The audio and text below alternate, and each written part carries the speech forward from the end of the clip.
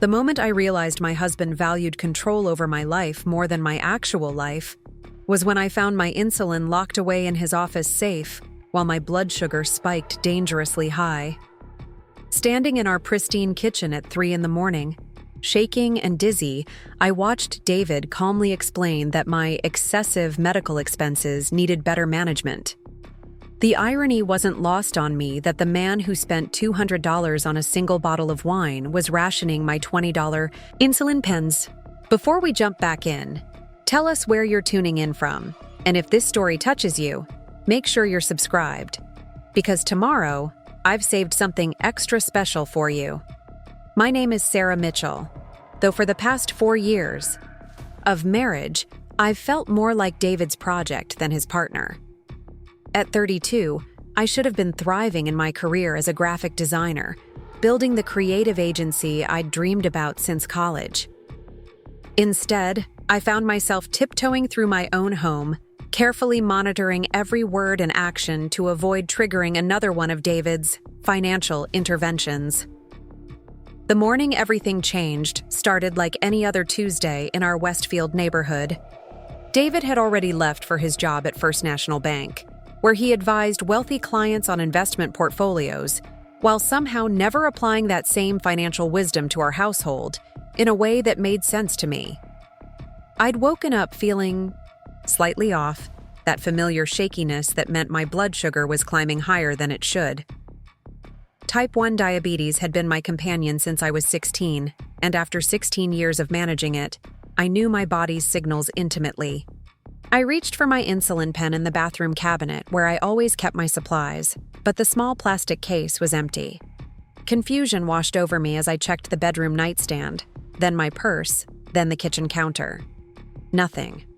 My backup, supplies, which I was meticulous about maintaining, had vanished entirely. Panic began creeping in as I realized I hadn't taken my long-acting insulin the night before either. David had been reorganizing the bathroom cabinets, claiming he was helping me stay more organized, but now I couldn't find any of my medication anywhere. I called David immediately, my voice tight with worry. "Honey, I can't find my insulin anywhere. Did you move it when you were cleaning yesterday?" His response was casual, almost dismissive. "Oh, that. I put everything in the safe to keep better track of our medical expenses. The costs have been getting out of hand lately." My heart started racing, though I couldn't tell if it was from my rising blood sugar or the shock of his words. "David, I need to take my insulin now. Can you tell me the combination?" There was a pause that stretched too long. "I'm in meetings, all morning. We'll sort it out when I get home tonight." The casual cruelty of his response hit me like a physical blow. This wasn't about organization or expense tracking. David knew exactly how serious my condition was. He'd been with me through multiple emergency room visits when my blood sugar had spiked too high or dropped too low. He'd seen me unconscious on our bathroom floor when my insulin pump malfunctioned 2 years ago. The idea that he would deliberately restrict my access to life-saving medication was so beyond the realm of reasonable behavior that my mind struggled to process it. I hung up the phone and immediately called my doctor's office, explaining the situation to the nurse who answered. Dr. Jennifer Park had been managing my diabetes care for 3 years, and her nurse, thankfully, understood the urgency. "Sarah, you need to get to our office immediately. We'll get you stabilized and write you a new prescription today. This is not something you can wait until tonight to address." The concern in her voice validated what I already knew, but had been afraid to fully acknowledge. David's actions weren't just controlling. They were dangerous. The drive to the medical center felt surreal. Here I was, a grown woman, having to seek emergency medical care because my husband had locked away my medication. I thought about all the small ways David had been tightening his control over our life together, changes so gradual that I'd convinced myself they were normal relationship adjustments. The way he'd started managing all our finances, claiming it was more efficient if one person handled everything. How he'd begun questioning every purchase I made, even for work supplies that directly contributed to my income. The subtle criticism of my friends, suggesting they were bad influences or that I spent too much time away from home. Dr. Park's examination confirmed what I'd suspected. My blood glucose levels were dangerously elevated, high enough that if I'd waited until evening, as David suggested, I could have ended up in diabetic ketoacidosis, a potentially fatal condition. As she administered insulin and we waited for my levels to stabilize, Dr. Park asked questions that made me uncomfortable, in their directness. "Sarah, is there a reason you don't have access to your own medication? This is a very unusual situation." I found myself making excuses, explaining David's concerns about our medical expenses. But even as I spoke, the words sounded hollow and unconvincing. While I sat in the medical office waiting room, my phone buzzed with a text from David. "Hope, you're feeling better. Remember, we have dinner with the Hayes tonight. Please don't mention this morning's confusion to anyone. Robert doesn't need to hear about our private matters." The message revealed so much about David's mindset. He was already reframing the incident as my confusion rather than his deliberate action. More telling was his concern about his business, partner Robert finding out. David's reputation was more important than my health crisis. By the time I returned home that afternoon, armed with a new insulin prescription and a glucose meter Dr. Park had insisted I keep as a backup, I felt like I was seeing my house with new eyes. The beautiful granite countertops and stainless steel appliances that had once made me feel proud of our success now seemed like props in someone else's life. The family photos lining the hallway showed a couple that looked happy and successful, but I couldn't remember the last time I'd felt genuinely joyful in any of those captured moments. David arrived home at his usual time, 6:30 precisely, carrying flowers and wearing the charming smile that had first attracted me when we'd met at a mutual friend's barbecue 5 years ago. "How are you feeling, sweetheart?" I felt terrible about this morning's misunderstanding. The word misunderstanding hung in the air between us, a masterful reframing of what had actually occurred. Preparing and narrating this story took us a lot of time, so if you are enjoying it, subscribe to our channel. It means a lot to us. Now back to the story. I wanted to scream that there had been no misunderstanding, that he had deliberately hidden my medication and left me in a potentially life-threatening situation. Instead, I found myself nodding and accepting his explanation, the way I'd learned to do to keep peace in our household. "I've been thinking about our finances," David continued, setting the flowers on the kitchen island with practiced precision. "Maybe it's time we looked into a better insurance plan that covers more of your medical costs. I've scheduled an appointment with our insurance agent next week." On the surface, this sounded reasonable, even caring. But something in his tone made me wary. David had a way of presenting control as concern, restriction as protection. I'd learned to listen not just to his words, but to the underlying message they carried. That evening at dinner with Robert and his wife Catherine, I watched David perform the role of devoted husband with masterful skill. He asked about my day, made sure I ordered something that would be good for managing my blood sugar, and even mentioned to Catherine how proud he was of my latest design project. To any observer, we looked like a couple who genuinely cared for each other. But I felt like an actress in a play I hadn't auditioned for, delivering lines I didn't remember learning. Robert Hayes had been David's business partner for 2 years, and their financial planning firm was thriving in Austin's competitive market. Catherine was a real estate agent, sharp and successful in her own right. As the evening progressed, I found myself studying their dynamic, looking for signs of the control patterns I was beginning to recognize in my own marriage. Robert certainly took charge of ordering for the table and made most of the conversational decisions. But Catherine jumped in freely, disagreed with him playfully, and told stories that gently mocked his quirks. There was a give and take that felt foreign to me now. "Sarah, you've been quiet tonight," Catherine observed during dessert. "Everything okay?" Before I could respond, David smoothly interjected, "She's been dealing with some health stuff today. Nothing serious, just medication, timing issues." Again, the careful reframing. Health stuff. Medication timing issues. As if I'd simply forgotten to take a vitamin rather than been denied access to life-sustaining medication by my own husband. Later that night, as we got ready for bed, David's demeanor shifted into what I'd come to think of as his management mode.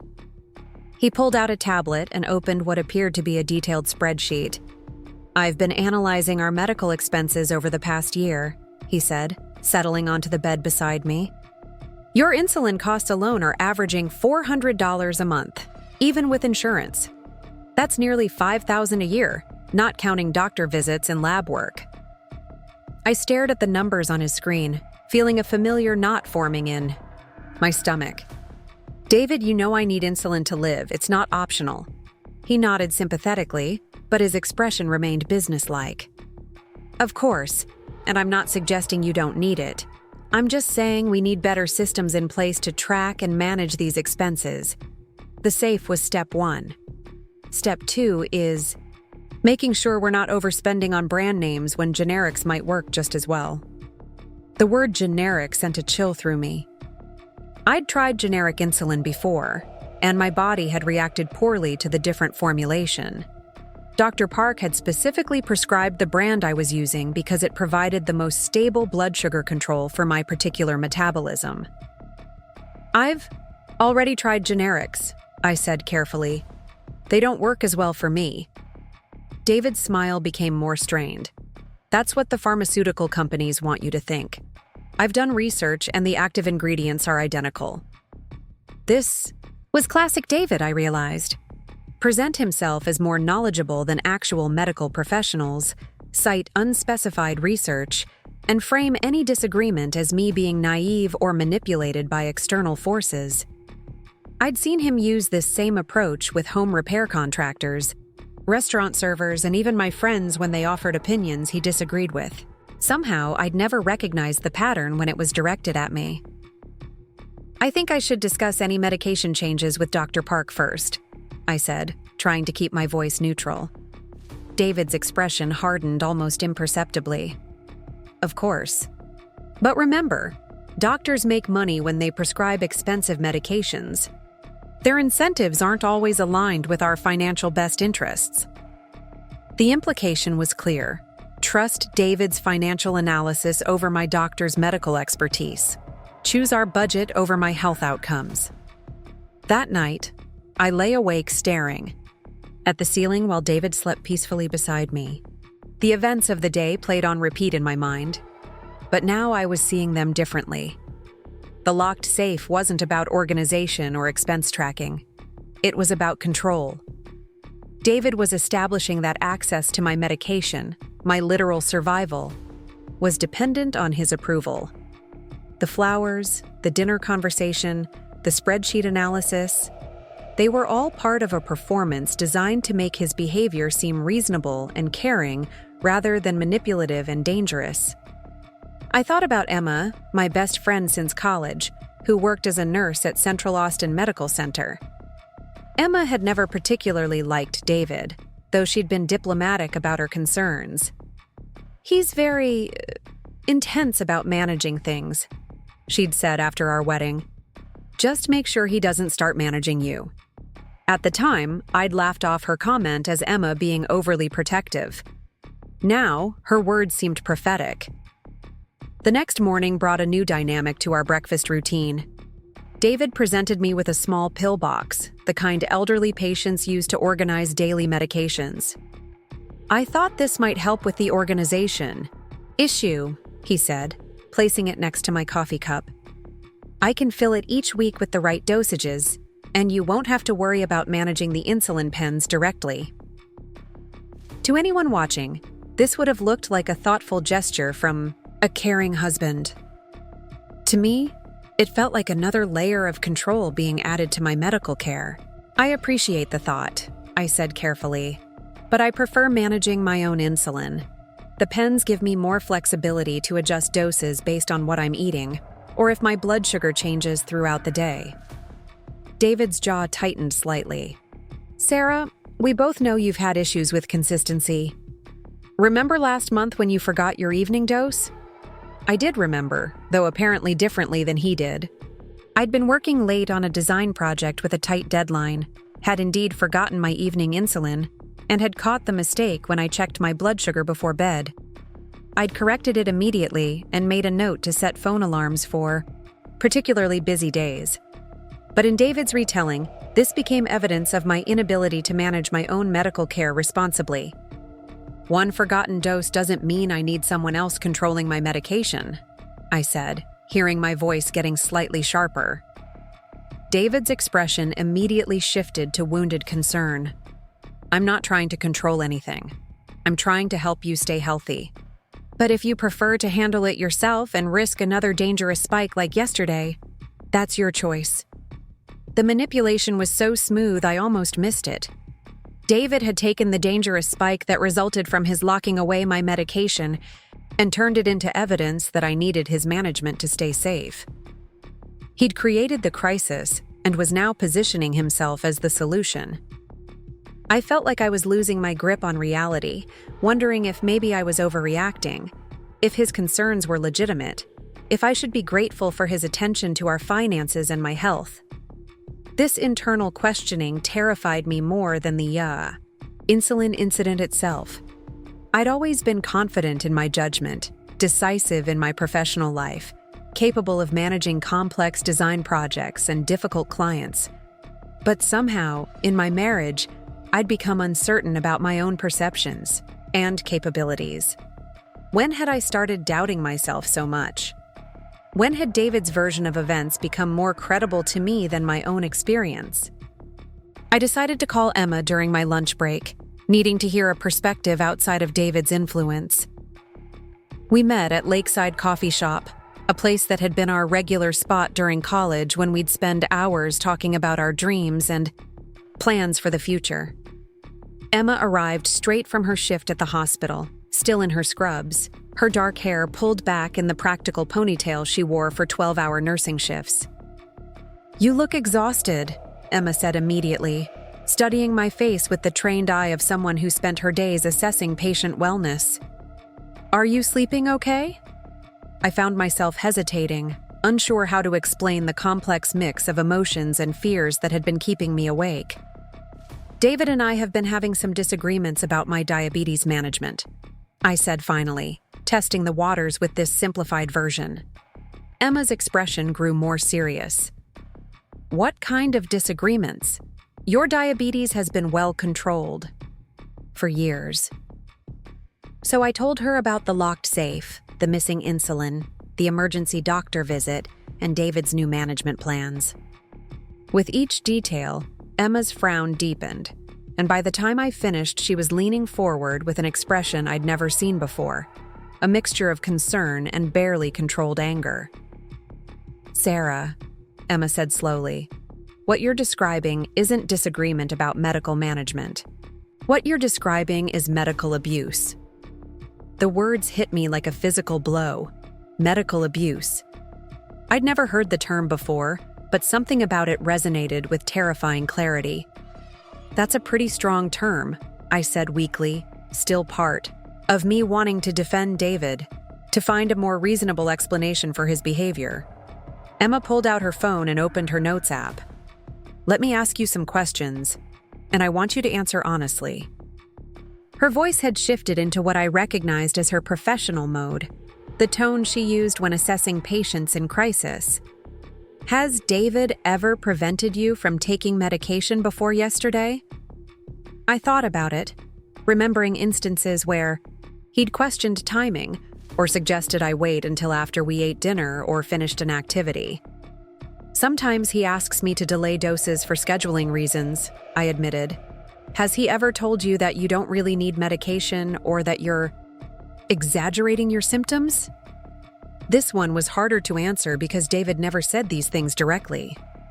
But there had been comments about other diabetics who managed with less medication, suggestions that I was being overly cautious with my monitoring, implications that my occasional low blood sugar episodes were due to user error rather than the inherent unpredictability of the condition. He suggested that I might be more anxious about my diabetes than necessary, I said carefully. Emma was typing notes as I spoke, and something about seeing my experiences documented in her phone made them feel more real and more serious. Has he ever used your medical needs as leverage in arguments or to control your behavior? The question made my stomach drop because the answer was so clearly yes, even though I'd never thought about it in those terms before. David had definitely used my medical expenses as justification for controlling our budget in ways that restricted my independence. He'd suggested that my medical needs made me a financial burden that required careful management. He'd framed his oversight as protection while making me feel guilty for having a chronic condition I couldn't control. "Emma," I said quietly, "I think I might be in a really bad situation, and I don't know how I got here." Emma's fingers moved quickly across her phone screen as she continued her informal assessment. Her nursing background had taught her to recognize patterns that others might miss, and what she was hearing about David's behavior was setting off every alarm bell in her professional training. "Sarah, I want you to think back to when you and David first got together. Was he always this involved in your medical care, or did this develop gradually?" The question forced me to travel back in my memory to those early days of our relationship, when everything had felt exciting and new. David and I had met at a 4th of July barbecue hosted by mutual friends in 2019. I remembered being immediately drawn to his confidence and the way he seemed to have strong opinions about everything, from wine selections to investment strategies. At 27, I was building my freelance graphic design business and living in a tiny apartment near downtown Austin. David was 30 and already established in his financial planning career, driving a BMW and living in a sleek condo in the trendy South Austin area. Our early dates had been impressive by any standard. David took me to restaurants I'd only read about in Austin Monthly magazine, planned weekend trips to San Antonio and Dallas, and seemed genuinely interested in my work and creative process. When I mentioned during our third date that I had type 1 diabetes, his response had been surprisingly informed and supportive. "My cousin has type 1, he'd said. "I know it's serious, but with good management, you can live a completely normal life. I admire how responsible you have to be about your health." Looking back now, I could see how David's early involvement in my diabetes management had been framed as care and interest rather than control. He'd ask thoughtful questions about my blood sugar levels, offer to help me remember to test before meals when we were out together, and even researched diabetes-friendly restaurants for our dates. At the time, this attention had felt refreshing after a string of boyfriends who'd either been squeamish about my medical needs or had treated them as inconveniences that interfered with their plans. He was actually really supportive at first, I told Emma, stirring my coffee absently as I processed these memories. More supportive than most guys I'd dated. He seemed to understand that diabetes was just part of who I was, not something to be embarrassed about or to minimize. Emma nodded, making more notes. That's actually a common pattern with controlling partners. They start by being exceptionally understanding and helpful, which makes you feel grateful and special. It's only later that the help becomes management, and the management becomes control. The progression Emma described matched my experience with uncomfortable accuracy. During our first year together, David's involvement had felt like partnership. He'd learn about carb counting so he could help me estimate portions when we ate out. He'd carry glucose tablets in his car in case I had a low blood sugar episode while we were together. When I had a severe reaction that required emergency room treatment after a particularly stressful work deadline had thrown off my eating schedule, David had been calm and supportive, staying with me through the night and taking notes when the doctor explained adjustments to my insulin regimen. But somewhere in year 2 of our relationship, David's support had started feeling more like supervision. He began questioning my decisions more frequently, suggesting that I was being too relaxed about my monitoring or too rigid about my schedule. When I chose to have a piece of birthday cake at a friend's party, David made concerned comments about the sugar content and my insulin calculation. When I decided to skip my usual afternoon snack because I wasn't hungry, he worried aloud that I was being careless about maintaining stable blood sugar levels. The shift had been so gradual that I'd convinced myself it represented David's growing understanding of my condition rather than his increasing need to control it. After all, diabetes management did require constant attention and careful decision-making. Having someone who cared enough to help me stay on top of it had seemed like a blessing, especially when my own family had never fully grasped the complexity of living with type 1. "When did you move in together?" Emma asked, pulling me back to the present conversation. "About a year and a half into the relationship," I replied. David suggested it made financial sense since I was spending most nights at his place anyway, and my lease was coming up for renewal. This transition had marked another subtle shift in our dynamic. Living together had given David much more visibility into my daily diabetes management routine. And with that visibility had come increased commentary and suggestions. David had opinions about everything from where I stored my supplies to how often I checked my blood sugar. He'd reorganized my insulin storage to be more systematic, created spreadsheets to track my glucose readings, and suggested that I was testing more frequently than necessary. "Most people with diabetes don't check their blood sugar 8 times a day," he'd said when he reviewed my testing logs. "Maybe you're being a bit obsessive about it." The word obsessive had stung because I'd worked hard to find the right balance of monitoring that kept me healthy without letting diabetes dominate my life. My endocrinologist had praised my management approach and my consistent A1C levels, but David's criticism made me second-guess myself. Was I being overly anxious about my blood sugar? Was I checking more than I needed to? These doubts had led me to reduce my testing frequency, which had resulted in catching highs and lows later than optimal and feeling less confident about my body's signals. Emma was shaking her head as I described this progression. "Sarah, frequent. Blood sugar monitoring isn't obsessive for someone with type 1 diabetes. It's responsible self-care. The fact that David characterized it as excessive shows he was prioritizing his comfort over your health from early in the relationship." Her words hit me with the force of revelation. I'd allowed David's interpretation of my medical needs to override my own experience and my doctor's recommendations. "I think the real turning point was when we got engaged," I continued, the memories becoming clearer as I spoke them aloud. "David proposed after 2 years together, and it was everything I'd dreamed of. A beautiful ring, a romantic dinner, a speech about building a future together. But almost immediately after I said yes, conversations about our future started, including a lot more management of my diabetes. David had begun talking about our upcoming marriage in terms of partnership and shared responsibility, which had sounded romantic until I realized that shared responsibility seemed to mean David taking charge of areas he deemed important. He'd suggested that married couples should be completely transparent about finances and health matters, which led to him requesting access to my medical records and insurance information. "If something happens to you, I need to understand your complete medical history," he'd explained. "And if we're going to share finances, I should understand what our ongoing medical expenses will be." This had seemed reasonable to my engaged, love-struck brain. Of course, married couples should share important information. Of course, David would want to understand my healthcare needs. It wasn't until after our wedding that I realized David's version of shared responsibility was distinctly one-sided. While he had complete access to my medical information and input on my diabetes management, I knew virtually nothing about his health history or medical care. When I'd asked about his family's medical background for insurance purposes, he'd given vague answers and changed the subject.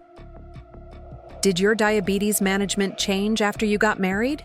Emma asked, though from her expression, I suspected she already knew the answer. "Dramatically," I admitted. David wanted to streamline our healthcare approach. He felt I was seeing too many different doctors and spending too much on testing supplies and medications. He researched alternative approaches and found studies suggesting that people with diabetes could maintain good control with less frequent monitoring and different insulin regimens.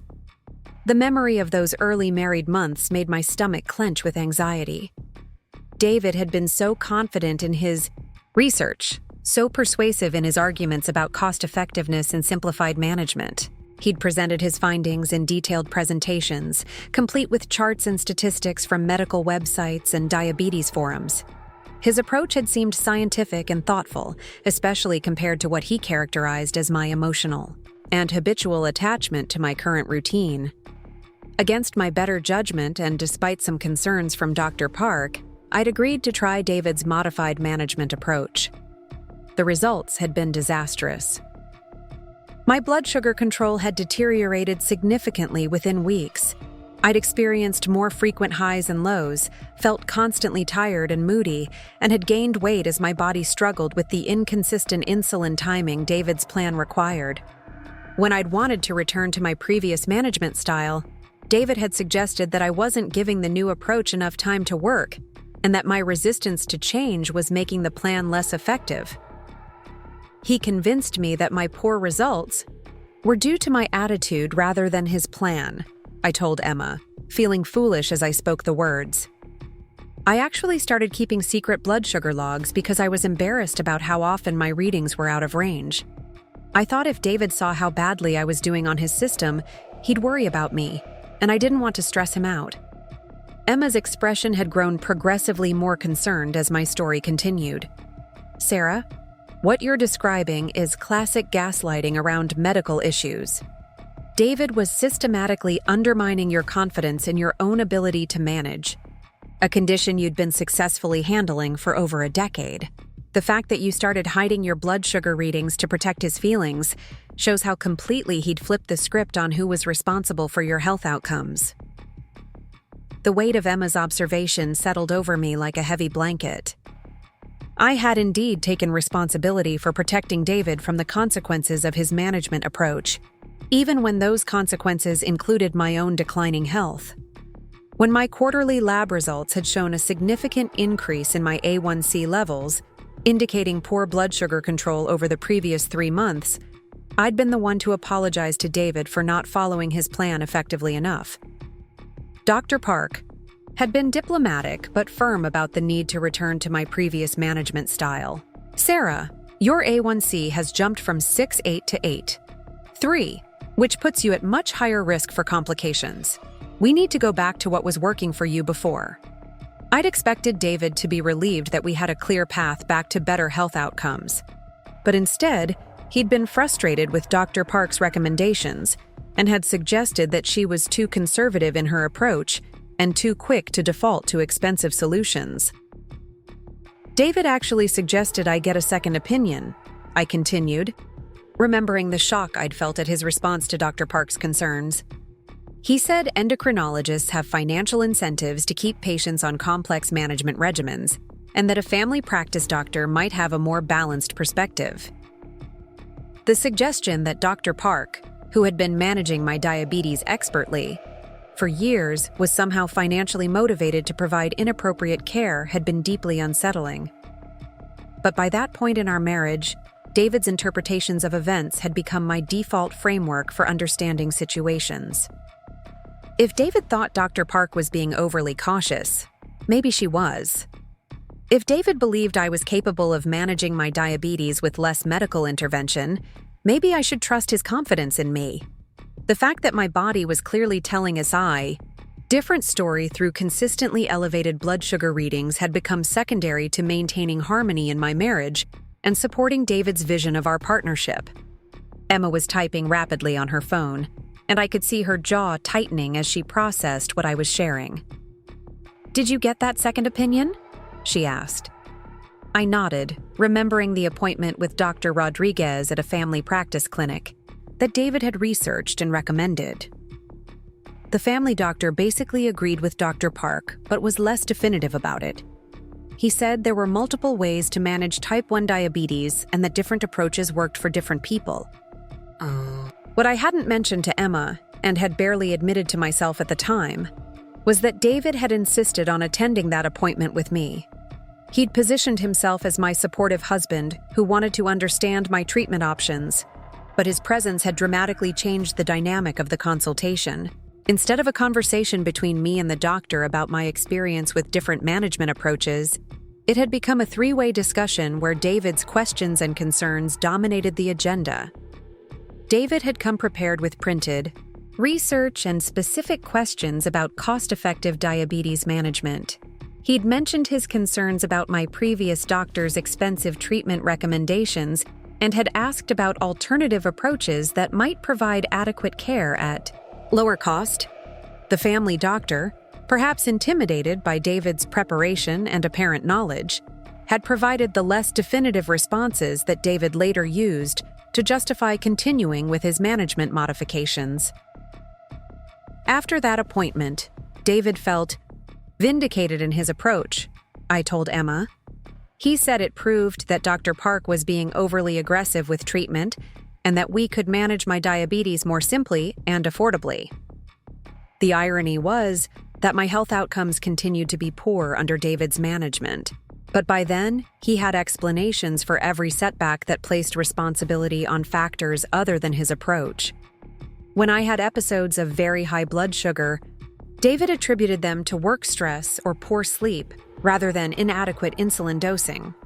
When I experienced concerning symptoms like excessive thirst or fatigue, he suggested they were psychological responses to my anxiety about diabetes rather than physical indicators of poor blood sugar control. When my weight continued to increase, due to the metabolic stress of constantly elevated glucose levels, David expressed concern about my eating habits and exercise routine rather than connecting it to the ineffective diabetes management he'd imposed. Emma looked up from her phone with an expression I'd never seen before, a combination of professional concern and personal anger. Sarah, I need you to understand something. What David has been doing isn't just controlling or misguided, it's dangerous. Type 1 diabetes can be fatal if not managed properly, and he's been systematically interfering with your ability to manage a life-threatening condition. The stark clarity of Emma's assessment cut through years of David's rationalizations and my own confused attempts to make sense of our dynamic. But he says he's trying to help, I protested weakly, even though I no longer believed this myself. He says he's concerned about the long-term financial impact of expensive medical care and wants to make sure we can afford to have kids someday. Sarah, Emma said firmly, someone who truly cared about your health and your future would want you to have the best possible diabetes management, not the cheapest. Someone who wanted to have children with you would prioritize keeping you healthy, enough to be around to raise those children. What David is doing is prioritizing his sense of control and his financial preferences over your survival. The conversation with Emma had shattered something fundamental in my understanding of my marriage. For 3 years, I'd been operating under the assumption that David's involvement in my diabetes management represented care and partnership, even when it felt suffocating or counterproductive. I'd attributed my discomfort to my own resistance, to change or inability to appreciate his helpful intentions. The possibility that David's behavior was actually harmful, deliberately or otherwise, had never seriously occurred to me. But as Emma and I continued talking, patterns emerged that I couldn't ignore. David's medical management suggestions consistently resulted in poorer health outcomes for me, but more convenient or affordable situations for him. His research always supported approaches that reduced my doctor visits, medication costs, and testing frequency, regardless of how these changes affected my blood sugar control or overall well-being. His explanations for my poor health outcomes always placed responsibility on my implementation of his plans rather than on the plans themselves. I think I need to go back to Dr. Park, I said finally, the decision crystallizing as I spoke. I need to get my diabetes management back on track, regardless of what David thinks about it. Emma nodded emphatically. That's exactly what you need to do. And Sarah, when you go to that appointment, you need to tell Dr. Park everything you've told me today. She needs to understand the context of what's been happening with your care. The idea of revealing David's role in my declining diabetes management to Dr. Park felt simultaneously terrifying and liberating. Terrifying because it would mean acknowledging that my marriage had become a threat to my health. Liberating because it would mean returning agency over my medical care to myself and my actual healthcare provider, rather than continuing to defer to David's financial and control priorities. As Emma and I parted ways that afternoon, she handed me a piece of paper with several phone numbers written in her careful nursing handwriting. "These are resources," she explained. "A domestic violence hotline, a counseling service that specializes in relationship abuse, and the direct number for my unit at the hospital if you ever need medical help and can't get to your regular doctor." The inclusion of the domestic violence hotline startled me. "Emma, David has never hit me or anything like that." "Physical violence isn't the only form of domestic abuse," Emma replied gently. "What you've described today constitutes medical abuse, which is a recognized form of domestic violence. I'm not saying David is going to hurt you physically, but he's already hurting you medically and psychologically. These resources are just in case you need them." That evening, I sat in my car in our driveway for 20 minutes before going into the house, trying to process everything Emma had told me and everything I'd realized about my marriage. The beautiful Westfield neighborhood that had once made me feel proud of our success now felt like a stage set for a performance I was exhausted from maintaining. The house that I'd thought represented our shared future now felt like David's domain, where I was permitted to live as long as I followed his rules and management systems. When I finally went inside, David was in his home office, working on client portfolios with his usual focused intensity. "How was your day?" he called out cheerfully, not looking up from his computer. "Fine," I replied, though nothing about. The day had been fine. I'd learned that my husband's behavior constituted medical abuse, that my health had been deteriorating for years due to his interference, and that I'd lost the ability to trust my own judgment about my medical needs. "Did you remember to check your blood sugar before lunch?" David asked, still typing away at his spreadsheet. The question, which would have seemed caring to an outside observer, now felt like surveillance. "Yes," I answered, though I actually hadn't checked before lunch because I'd been too upset after my conversation with Emma to remember. The lie came easily, which troubled me. When had I started lying to my husband about my basic self-care activities? That night, as David slept peacefully beside me, I lay awake cataloging all the ways my life had changed since our marriage. I thought about the friends I'd seen less frequently because David found them dramatic or unreliable. I considered the career opportunities I'd passed up because David thought they would be too stressful for someone with my medical condition.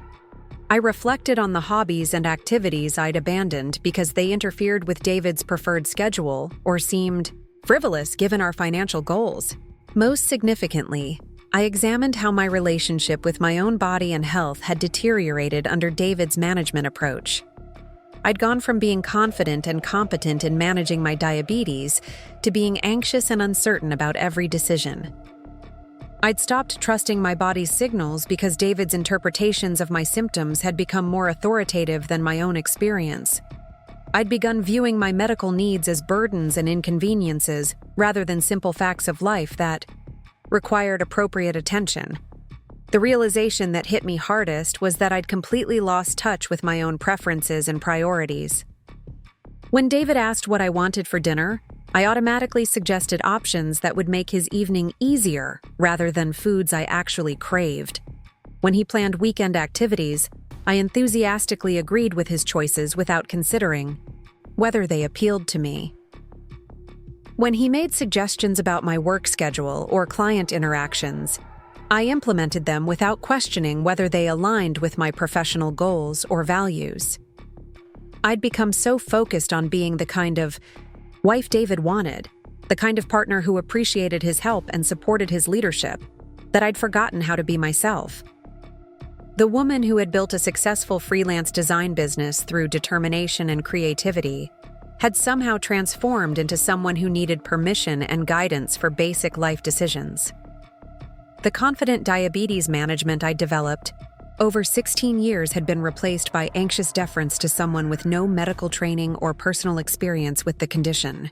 As I stared at the ceiling in our dark bedroom, I made a decision that felt both simple and revolutionary.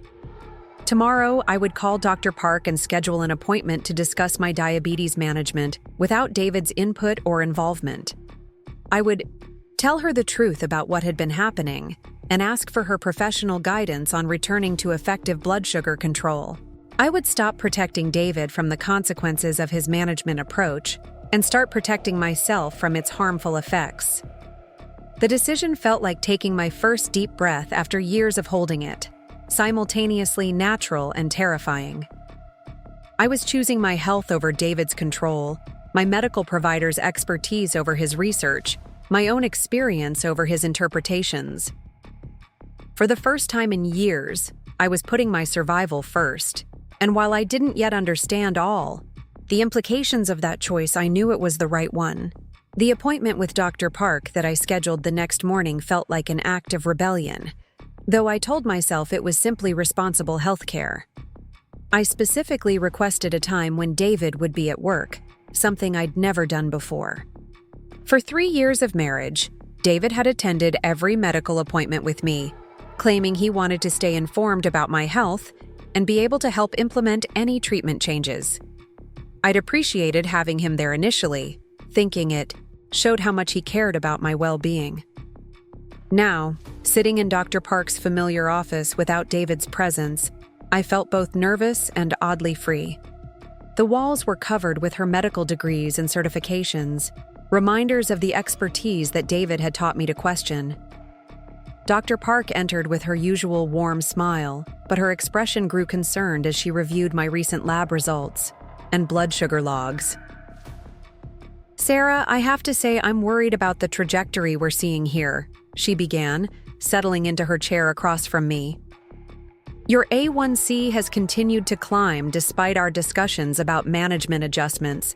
Can you walk me through what a typical day looks like for your diabetes care right now?"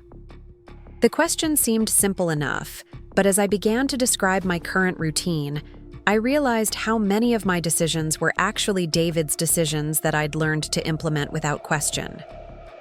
I told Dr. Park about the insulin timing restrictions David had established, ostensibly to help me maintain a more consistent schedule, about the blood glucose testing frequency he'd reduced to save money on test strips, about the dietary modifications he'd researched that were supposed to minimize my insulin needs, about the exercise regimen he'd designed to help improve my insulin sensitivity.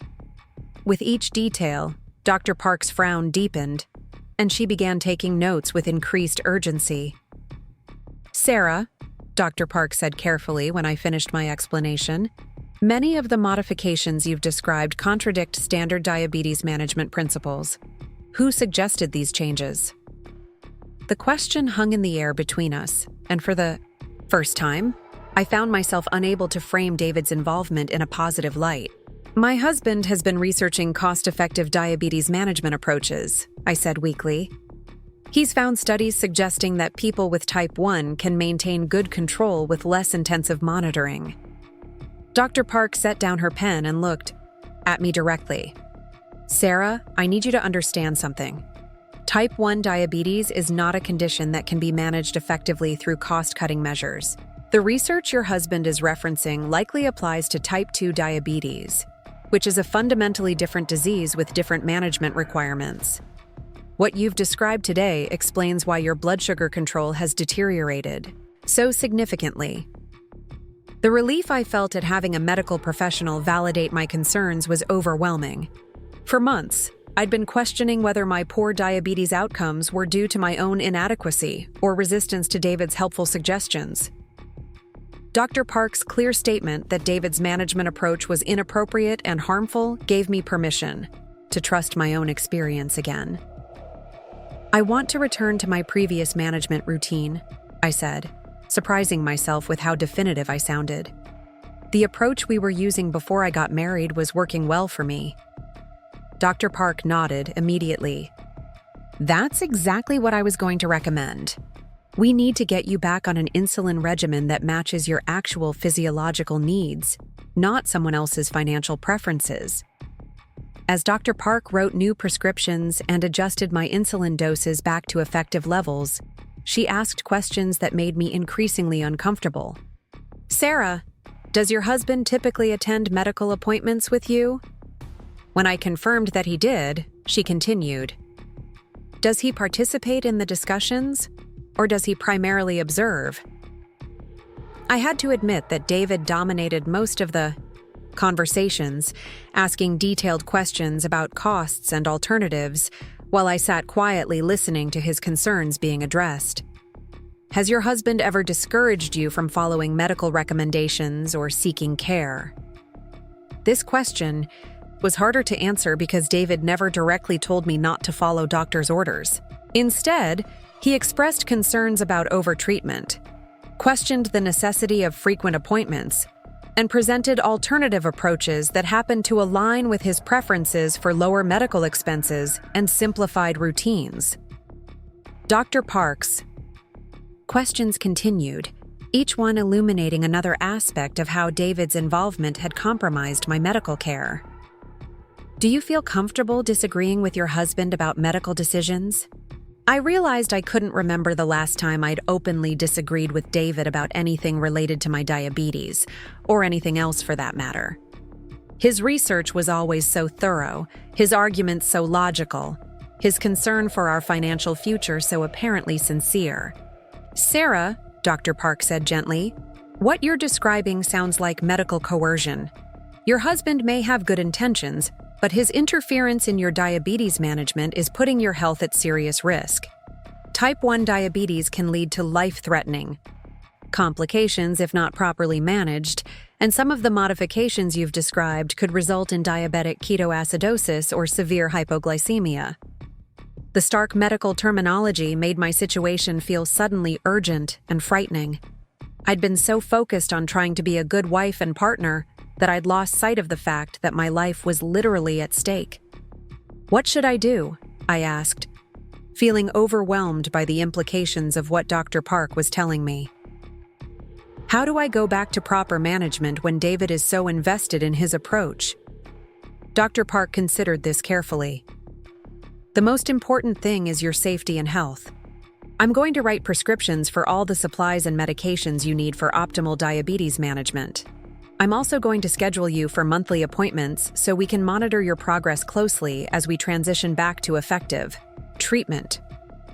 She paused, then added, "Sarah, I think it would be beneficial for you to attend these appointments alone, at least initially. Medical decisions should be made between you and your healthcare provider without external pressure." The suggestion that I attend medical appointments without David felt both reasonable and terrifying. How would I explain this to him? How would I justify excluding him from something he'd been so involved in for years? The anxiety I felt about David's potential reaction to my medical independence was itself revealing. When had I become afraid? Of my husband's disapproval about my own healthcare decisions? Driving home from Dr. Park's office with new prescriptions and a treatment plan that actually addressed my physiological needs, I felt like I was carrying contraband.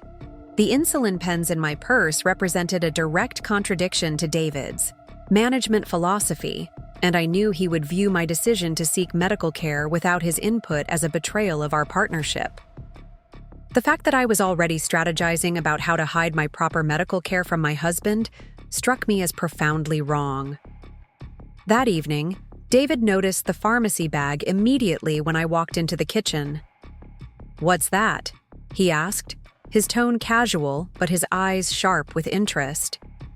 "I had to pick up some diabetes supplies," I replied, trying to keep my voice neutral. Dr. Park wanted to make some adjustments.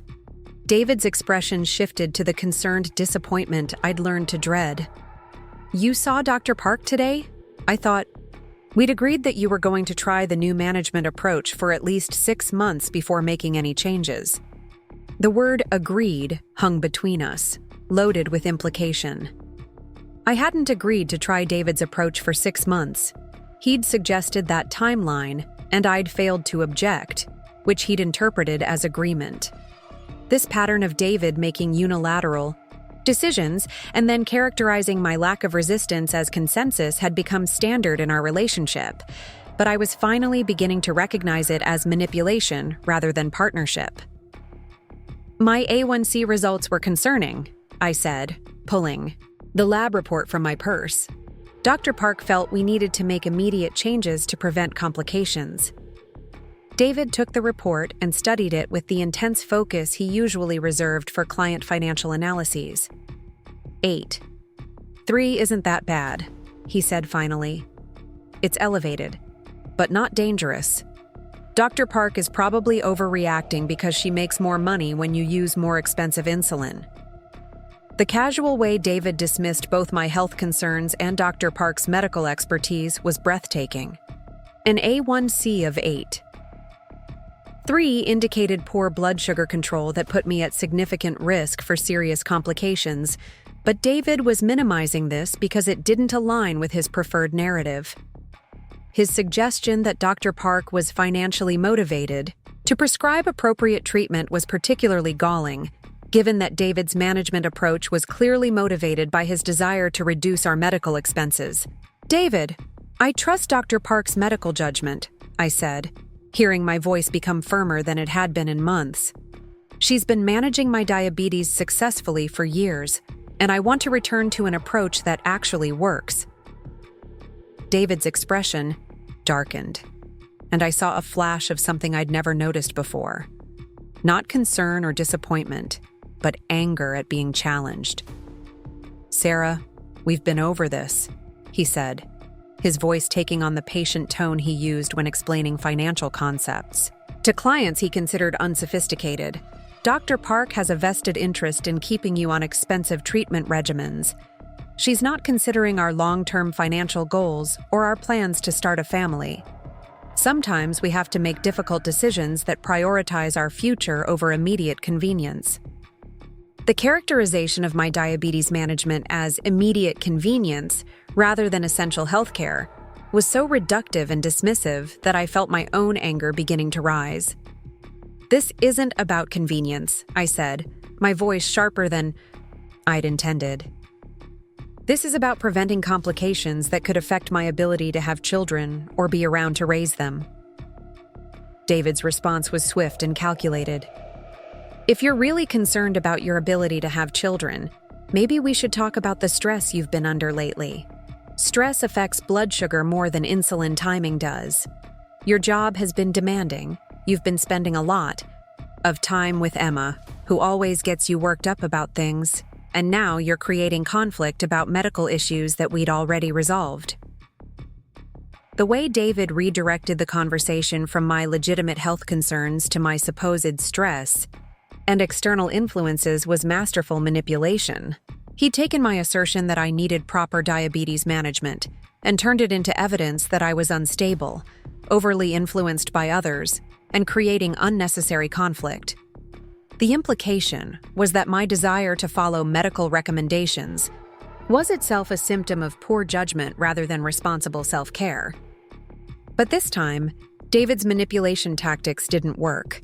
My conversation with Emma and my appointment with Dr. Park had given me clarity about what was actually happening in my marriage, and I could see David's response for what it was: an attempt to maintain control over my medical care regardless of the consequences for my health. I'm going to follow Dr. Park's treatment recommendations, I said firmly. This isn't a discussion or a negotiation. It's my health, and I'm making decisions based on medical expertise rather than financial concerns.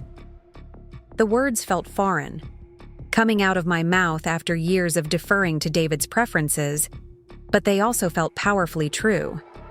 David stared at me for a long moment, and I could see him recalculating his approach. When he spoke again, his voice was softer, more wounded than angry. Sarah, I feel like you're shutting me out of something that affects both of us. We're supposed to be partners, making decisions together. When you go behind my back to make medical changes, it makes me feel like you don't trust me or value my input. This shift to emotional manipulation was perhaps even more effective than his previous tactics because it made me feel guilty for prioritizing my health over his feelings. The reasonable part of my brain knew that medical decisions should be made between me and my doctor, but the part of me that had been conditioned to prioritize David's emotional comfort wanted to apologize and find a compromise that would make him feel better. "I do value your input," I said, already feeling myself beginning to waver. "But ultimately, these are decisions about my body and my health, and I need to follow medical recommendations even if they're not financially optimal." David nodded as if he understood, but his expression remained hurt and distant. "Of course," he said quietly. "I just hope you'll keep me informed about what changes you're making so I can support you appropriately. And maybe we can schedule a joint appointment with Dr. Park so I can understand her reasoning behind these adjustments." The request for a joint appointment seemed reasonable on the surface, but I remembered Dr. Park's suggestion that I attend appointments alone and her concerns about external pressure in medical decision-making. "I think it might be better if I handle my medical appointments independently for a while," I said carefully. Dr. Park suggested that patients sometimes make better decisions when they're not worried about how their choices affect other people. David's mask slipped completely for just a moment, and I saw raw anger flash across his features before he composed himself. "Fine," he said curtly. "If that's what you think is best. I just hope you're prepared for the financial consequences of returning to such an expensive treatment approach." That night, David was coldly polite but distant, responding to my attempts at conversation with monosyllabic answers and spending the evening in his office with the door closed. The silent treatment was a new tactic in David's repertoire, and it was remarkably effective. By bedtime, I was questioning whether I'd been too harsh in excluding him from my medical appointment and wondering if I should compromise by agreeing to a joint meeting with Dr. Park. The next morning brought a new level of control that I hadn't anticipated. When I went to take my insulin before breakfast, I discovered that the medication I'd picked up from the pharmacy the day before was missing from my purse. A thorough search of the house revealed nothing, and when I asked David about it, he claimed to have no knowledge of its whereabouts. "Maybe you left it in the car," he suggested helpfully. "Or it fell out of your purse somewhere. You've been pretty scattered lately with all the stress you've been under." The suggestion that I'd misplaced life-saving medication due to stress was both insulting and frightening, particularly since I'd been extremely careful with the new insulin pens given their importance to my health. I spent an hour searching everywhere I'd been the previous day before accepting that the insulin was simply gone. When I called Dr. Park's office to explain the situation, the nurse was immediately concerned. "Sarah, this is the second time in a week that you've lost access to your insulin? Is there something going on at home that we should know about?" The question forced me to confront a possibility I'd been avoiding. Had David deliberately hidden my new medication? The idea seemed too extreme, too controlling, too dangerous to be real. But as I thought about his reaction to my assertion of medical independence and his history of interfering with my diabetes management, it began to seem not only possible, but probable. "I think my husband might be hiding my insulin," I said quietly, into the phone, the words feeling surreal as I spoke them. The nurse's sharp intake of breath confirmed that this was as serious as it felt. "Sarah, if someone is deliberately restricting your access to insulin, that's a medical emergency. Can you come to the office immediately? We'll figure out a solution and make sure you have the medication you need." Driving to Dr. Park's office for the second time in 2 days, I felt like I was living in a nightmare. My husband, the man who claimed to love me more than anything, appeared to be deliberately sabotaging my access to life-saving medication because I'd asserted my right to make my own medical decisions. The level of control and manipulation this represented was so far beyond what I'd thought possible in our relationship that I could barely process it. Dr. Park met with me immediately, her concern evident as she listened to my account of the missing insulin. "Sarah, what you're describing constitutes medical abuse and endangerment. If your husband is deliberately restricting your access to insulin, his actions could result in serious complications or death." The clinical language made the situation feel starkly real and terrifyingly urgent. "What am I supposed to do?" I asked, feeling overwhelmed by the implications of David's behavior. "I can't prove he took it, and he'll just deny it if I confront him." Dr. Park considered this carefully before responding. "First, we're going to make sure you have emergency insulin supplies that you can keep secure. Second, I'm going to document this incident in your medical record. Third, I think you need to consider whether it's safe for you to continue living with someone who interferes with your medical care." The suggestion that I might need to leave my marriage for my own safety was both shocking and oddly relieving. After years of trying to make our relationship work, despite David's increasing control, having a medical professional validate that his behavior was dangerous enough to warrant separation felt like permission to prioritize my own survival. Dr. Park provided me with insulin samples and helped me develop a safety plan for managing my diabetes while living with someone who might sabotage my medical care. She suggested keeping supplies at work, with friends, and in my car so that David couldn't control my access to essential medication.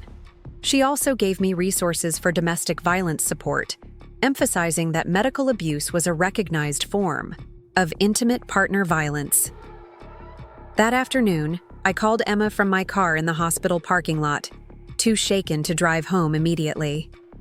"He's escalating," I told her, describing the missing insulin and Dr. Park's concerns about my safety. Emma's response was immediate and decisive. "Sarah, you need to get out of that house. This isn't about marriage problems or communication issues anymore. David is putting your life at risk to maintain control over you." "But where would I go?" I asked, the practical challenges of leaving seeming overwhelming. "I can't afford to live on my own right now, and all our finances are tied together." Emma was quiet for a moment before responding. "You can stay with Tom and me while you figure out a permanent solution. We have a guest room, and more importantly, we can make sure you have access to your medication and medical care without interference." The offer felt like a lifeline, but accepting it would mean acknowledging that my marriage was not just troubled, but dangerous. It would mean admitting that David's behavior was abusive rather than misguided. It would mean giving up on the life we'd built together and starting over at 32 with nothing but my design skills and the support of friends who truly cared about my well-being. "Can I think about it?" I asked, still hoping there might be some way to resolve the situation without such drastic action. Emma's voice was gentle but firm. "Of course, but Sarah, please don't think too long. Your safety is more important than your marriage. And if David is willing to hide your insulin, there's no telling what he might do next if he feels his control slipping away." That evening, I returned home to find David in an unusually good mood, as if nothing had happened that morning. He'd prepared my favorite dinner and had flowers waiting on the kitchen table, the same reconciliation pattern he'd used after previous conflicts. "I feel terrible about this morning," he said, wrapping me in a hug that felt more possessive than affectionate. "I know you've been stressed about your health, and I want to support you better." The performance felt hollow after everything I'd learned about David's behavior, but I played along while internally planning my next steps. "Thank you," I said, accepting his embrace while mentally cataloging the insulin supplies hidden in my car and the emergency plan Dr. Park had helped me develop. For the first time in years, I was making decisions based on my own survival, rather than David's approval. And while the path ahead was uncertain, it felt like the first authentic choice I'd made in my marriage. The decision to leave David crystallized. 3 days later, when I woke up in the middle of the night with my blood sugar dangerously low, shaking and confused, only to discover that my emergency glucose tablets had vanished from my nightstand. This wasn't forgetfulness or misplacement. This was David systematically removing my safety nets, creating medical crises that he could then position himself to resolve, reinforcing my dependence on him while simultaneously undermining my health. As I stumbled to the kitchen in search of juice or anything with sugar, my legs weak and my vision blurry from hypoglycemia. I found David sitting calmly at the kitchen table with a cup of tea, reading financial reports on his tablet. He looked up as I fumbled through cabinets, searching desperately for something to raise my blood sugar before I lost consciousness. "Everything okay?" he asked, with what seemed like genuine concern, though something in his eyes suggested he knew exactly what was happening. "My blood sugar is really low," I managed to say through chattering teeth, finally locating a container of orange juice in the refrigerator. As I drank directly from the carton, trying to get glucose into my system as quickly as possible, David watched with an expression that I was finally beginning to recognize as satisfaction rather than worry. "That's concerning," he said thoughtfully. "Maybe your new insulin regimen is too aggressive. Dr. Park might be overcorrecting after the higher A1C results." The suggestion that my life-threatening low blood sugar was caused by proper medical treatment rather than sabotage was so audacious that it took my breath away. David was creating dangerous situations and then using them as evidence that medical experts couldn't be trusted to manage my care safely. But this time, his manipulation didn't work because I'd learned to trust my own experience over his interpretations. I knew my body intimately after 16 years of diabetes management, and I knew that severe hypoglycemia in the middle of the night without cause was not a normal response to appropriate insulin dosing. I also knew that glucose tablets didn't simply disappear from secure locations without deliberate intervention. "David," I said, my voice steady despite the adrenaline still coursing through my system as my blood sugar stabilized, "did you take my glucose tablets from the nightstand?" His expression didn't change, but something shifted in his eyes, a calculation of how much he could deny while maintaining plausibility. "Of course not," he replied, his tone suggesting that the question itself was unreasonable. "Why would I take your medical supplies? Maybe you used them earlier and forgot to replace them. You've been pretty scattered lately with all the stress from work and these medical changes." The gaslighting was so smooth, so practiced, that I could see how it had worked on me for years.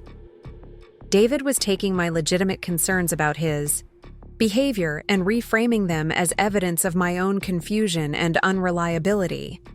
He was using my medical emergency as proof that I couldn't be trusted to manage my own health care, while simultaneously being the person who had created that emergency. Through sabotage. "I'm going to stay with Emma for a few days," I announced, surprising myself with how calm I sounded. "I need some space to think, and I want to make sure my diabetes management stabilizes without any more unexpected complications." David's mask slipped completely for a moment, revealing the controlling anger that he usually kept carefully hidden. "That's ridiculous," he said, his voice sharp with authority. "You're overreacting to a simple low blood sugar episode. Emma fills your head with paranoid ideas about our marriage, and now you're letting her convince you to run away from problems instead of working through them together."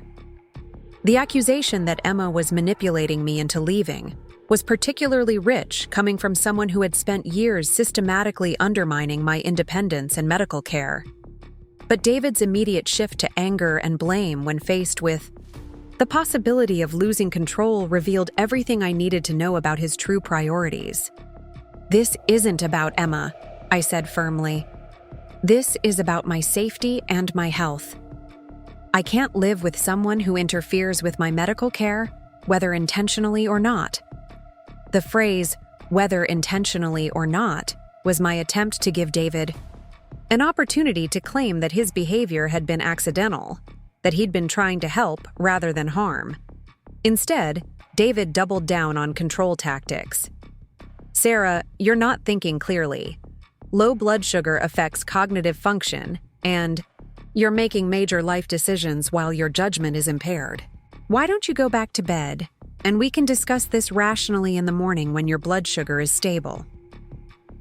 The suggestion that my decision to prioritize my safety was evidence of impaired judgment was the final confirmation that David would never acknowledge the harm his behavior was causing. He would continue to reframe every attempt at self-protection as overreaction, every assertion of independence as confusion, every effort to escape his control as poor decision-making. "I'm calling Emma now," I said, reaching for my phone. "I'll pack a bag and leave in the morning." David's response was swift and calculated. He stood up from the table with sudden urgency, his demeanor shifting from dismissive to desperately concerned. "Sarah, please don't do anything hasty.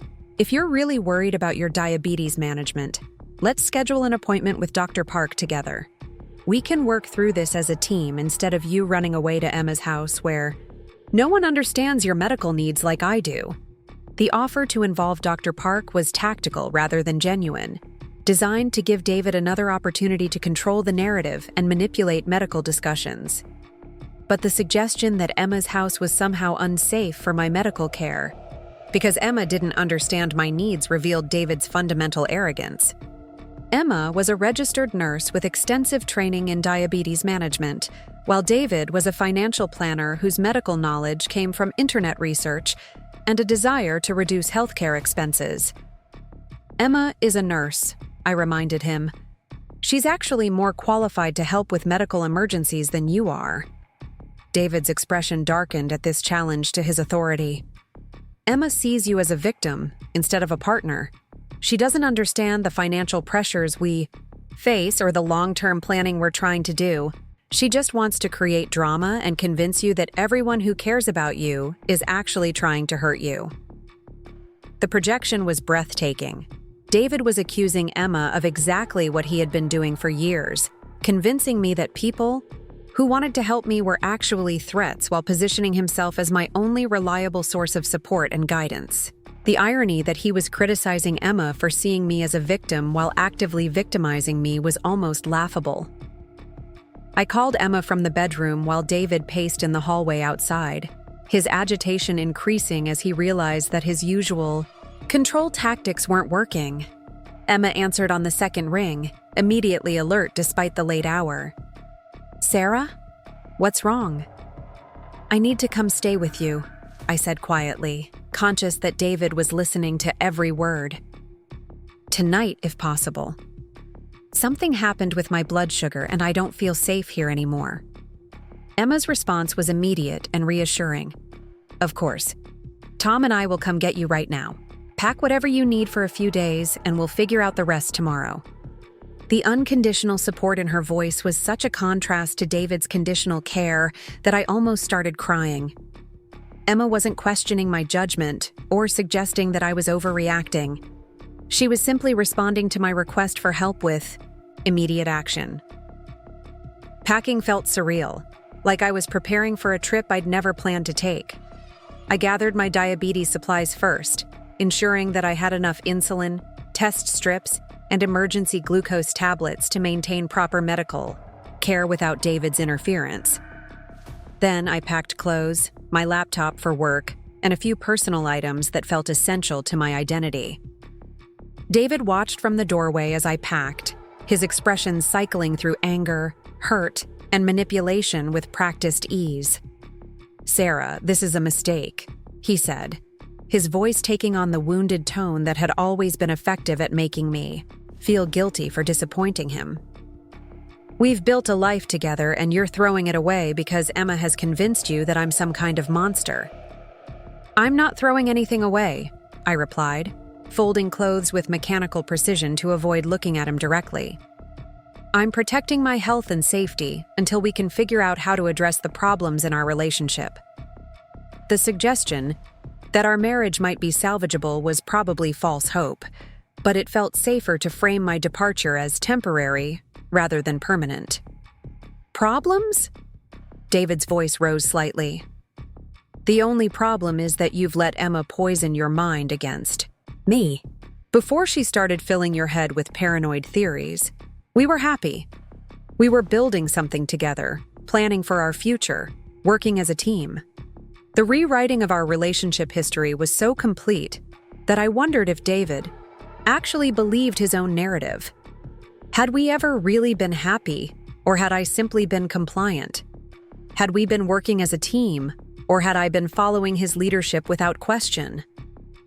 The David standing in our bedroom doorway seemed genuinely confused that I would want to leave, as if years of control and medical interference had been acts of love rather than abuse. Emma and Tom arrived within 30 minutes, their presence immediately changing the energy in our house. Tom, who I'd only met a few times at social gatherings, greeted David with polite but distant courtesy, while Emma focused entirely on me. "Ready?" she asked simply, taking my suitcase without any of the awkward small talk that might have been expected in such a situation. David made one final attempt to control the narrative as we prepared to leave. "Emma, I hope you understand that Sarah isn't thinking clearly right now. She had a severe low blood sugar episode tonight, and it's affected her judgment. I'm just concerned that leaving our home in this state might put her health at risk." Emma's response was professional and decisive. "David, as a nurse, I can assure you that Sarah will receive appropriate medical care while she's staying with us. Her safety and health are our primary concerns." The implicit message was clear. Emma recognized that David's version of care was actually endangering rather than protecting my health. The drive to Emma and Tom's house passed mostly in silence, though Emma reached back from the front seat to squeeze my hand supportively. Their guest room was simple but welcoming, with clean sheets and a reading lamp that made the space feel immediately safe. Emma helped me organize my diabetes supplies in the bathroom, ensuring that everything I needed was easily accessible. "How are you feeling physically?" she asked once we'd settled in the living room with cups of tea. "Any lingering effects from the low blood sugar episode?" I tested my blood glucose and found it stable, though I felt emotionally drained from the evening's confrontation and the monumental decision to leave my marriage, even temporarily. "I'm okay physically," I said, "but I feel like I'm in shock.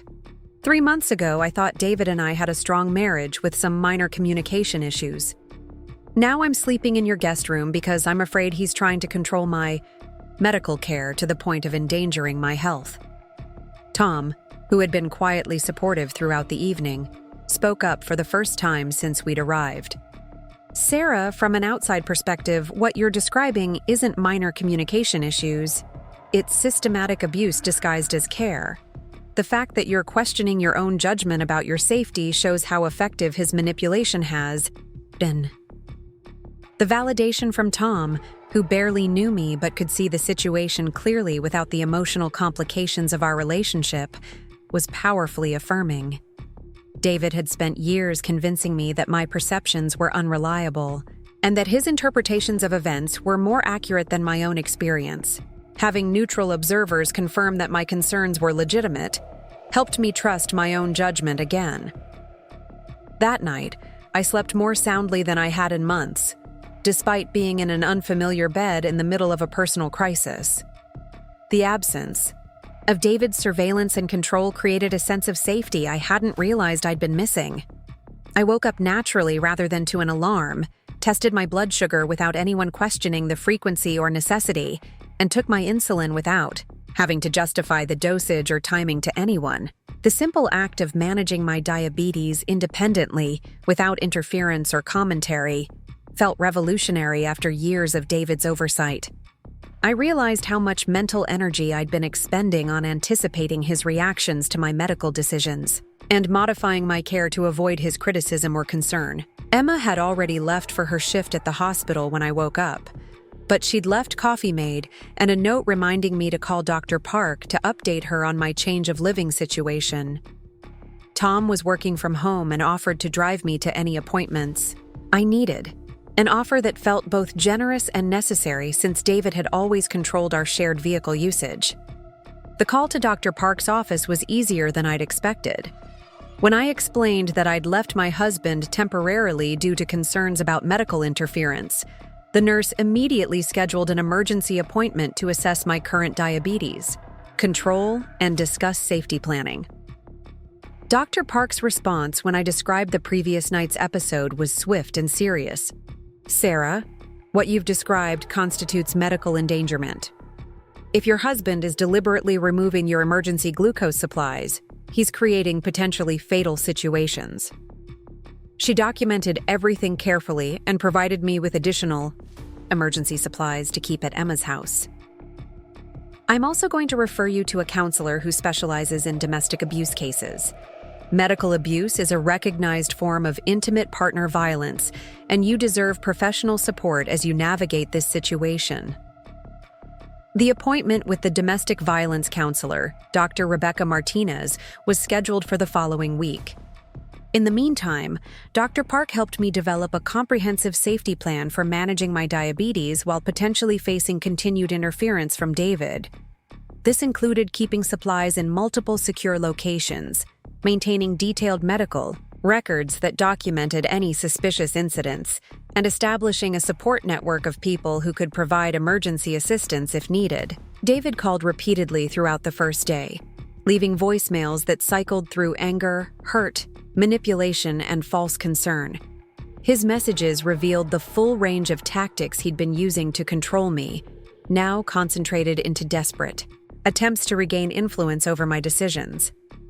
He accused Emma of manipulating me, suggested that I was having a mental health crisis, offered to attend marriage counseling, and threatened financial consequences if I didn't return home immediately. The progression of his voicemails was illuminating because it showed David's true priorities. His initial messages focused on my supposed inability to manage my diabetes safely without his oversight. When those didn't work, he shifted to financial threats, reminding me that our accounts were joint and that I couldn't afford to live independently. When I didn't respond to those tactics, he moved to emotional manipulation, expressing hurt that I would abandon our marriage over misunderstandings about his helpful intentions. None of his messages addressed the fundamental issue of medical interference or acknowledged that his behavior might have been harmful. Instead, they consistently reframed my legitimate safety concerns as overreaction and positioned my departure as abandonment rather than self-protection. By the end of the week at Emma and Tom's house, I felt like I was remembering who I'd been before David's control had shaped my daily existence. My diabetes management stabilized immediately without his interference, my blood sugar readings returning to the consistent patterns I'd maintained for years before our marriage. I was sleeping better, eating according to my own preferences rather than David's dietary theories, and making decisions based on my own needs and judgment. The contrast was so stark that I wondered how I'd convinced myself that David's management approach had been helpful rather than harmful. The evidence was overwhelming. Every aspect of my health and well-being improved immediately when I removed myself from his control and returned to managing my own medical care with appropriate professional support. Dr. Martinez, the domestics violence counselor, helped me understand the psychological dynamics that had made David's abuse so effective and difficult to recognize.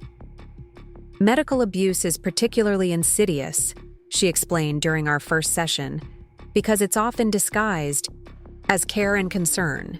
The abuser positions themselves as protective while actually creating the very dangers they claim to be preventing. This pattern perfectly described David's behavior. He'd created diabetes management crises through interference and sabotage, then positioned himself as the solution to problems he'd manufactured. He'd undermined my confidence in my own medical judgment while presenting his control as necessary oversight.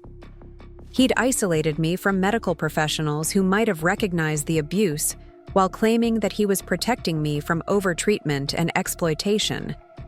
The decision to file for divorce felt both inevitable and terrifying. Emma connected me with Nicole Brown, a lawyer who specialized in domestic abuse cases and understood the unique challenges of leaving a financially controlling partner. Nicole helped me understand my rights regarding our shared assets and developed a strategy for protecting my financial independence while extricating myself from David's control.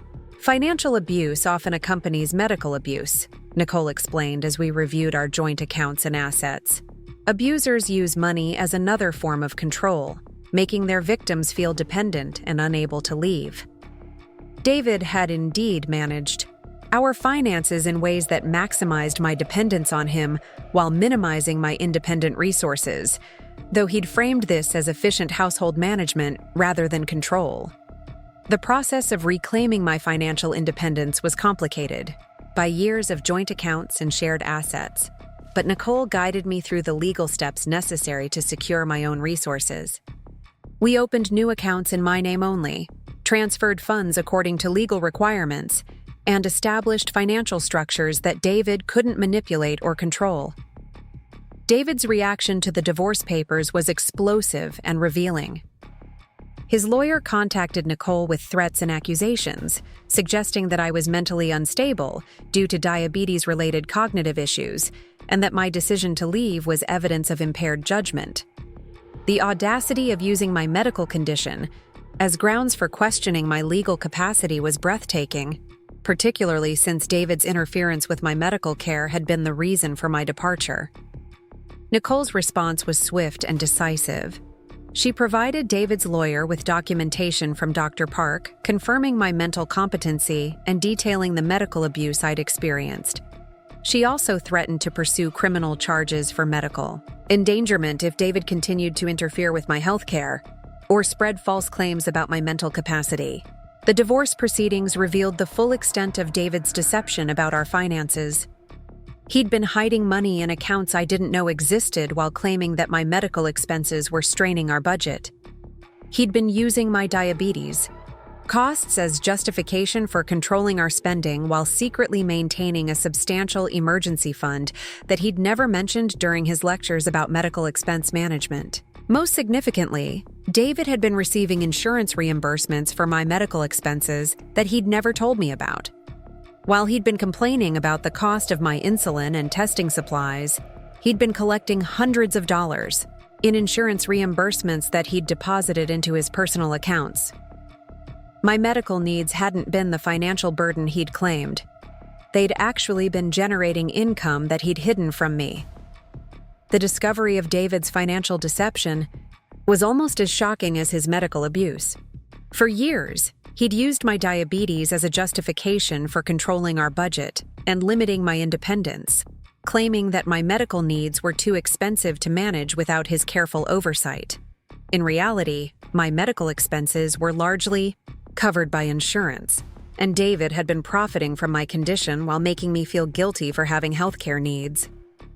Nicole used this evidence to secure a favorable divorce settlement that provided me with my fair share of our assets, plus compensation for the financial abuse I'd experienced.